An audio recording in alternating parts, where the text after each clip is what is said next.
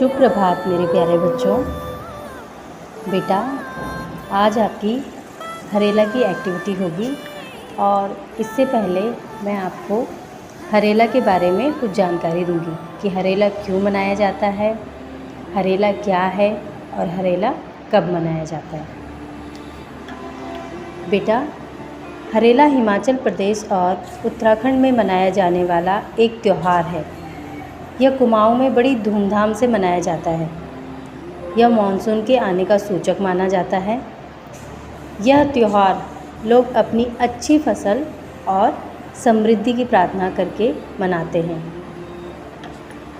हरेला श्रावण मास के पहले दिन पड़ता है, जो मानसून और नई फसलों की रोपाई का प्रतीक है। इस दिन 5 से 7 प्रकार की फसलें जैसे मक्का, तिल, उड़द, सरसों, जई के बीज त्यौहार से 8 दिन पहले पत्तों से बने कटोरे में बो दिए जाते हैं। यानी कि वो पत्तों के कटोरे बनाते हैं और इनमें से जो मैंने आपको अनाज बताए हैं 5 अनाज, इसमें से किसी एक अनाज के बीज को उस कटोरे में बोते हैं और 9वें दिन जो 9वां दिन पड़ता है उस दिन जो इसकी फसल तैयार होती है उसे काट दिया जाता है और पड़ोसियों और रिश्तेदारों में बांटा जाता है प्रसाद के रूप में। इस दिन लोग पारंपरिक व्यंजन जैसे खीर, पोहा, पूरी, रायता, छोले आदि व्यंजन बनाते हैं। इस त्यौहार के साथ साथ लोग वृक्षारोपण अभियान भी चलाते हैं, जिससे हरियाली बढ़ती है और प्रकृति के आशीर्वाद का जश्न मनाया जाता है। इस दिन लोग अपने घरों में शिव परिवार की मिट्टी की मूर्तियां बनाते हैं। शिव परिवार यानी कि जैसे पार्वती जी, कार्तिकेय, गणेश, इनकी जो है मिट्टी से इनकी मूर्ति बनाते हैं और उनकी पूजा करते हैं। और बेटा, हरेला साल में 2 बार आता है। एक आता है श्रावण के जो इस टाइम का हरेला है वो श्रावण मास के आगमन का प्रतीक होता है और दूसरा आता है आश्विन मास में। आश्विन मास में जो शीत ऋतु के आने का आगमन का प्रतीक होता है। ठीक है, बारे में कुछ जानकारी। Thank you so much. शुभ प्रभात मेरे प्यारे बच्चों। बेटा, आज आपकी हरेला की एक्टिविटी होगी और इससे पहले मैं आपको हरेला के बारे में कुछ जानकारी दूंगी कि हरेला क्यों मनाया जाता है, हरेला क्या है और हरेला कब मनाया जाता है। बेटा, हरेला हिमाचल प्रदेश और उत्तराखंड में मनाया जाने वाला एक त्यौहार है। यह कुमाऊं में बड़ी धूमधाम से मनाया जाता है। यह मानसून के आने का सूचक माना जाता है।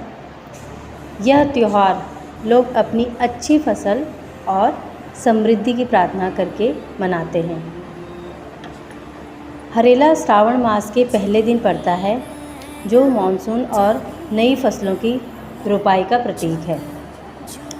इस दिन 5 से 7 प्रकार की फसलें जैसे मक्का, तिल, उड़द, सरसों, जई के बीज त्यौहार से 8 दिन पहले पत्तों से बने कटोरे में बो दिए जाते हैं। यानी कि वो पत्तों के कटोरे बनाते हैं और इनमें से जो मैंने आपको अनाज बताए हैं 5 अनाज, इसमें से किसी एक अनाज के बीज को उस कटोरे में बोते हैं और 9वें दिन जो 9वां दिन पड़ता है उस दिन जो इसकी फसल तैयार होती है उसे काट दिया जाता है और पड़ोसियों और रिश्तेदारों में बांटा जाता है प्रसाद के रूप में।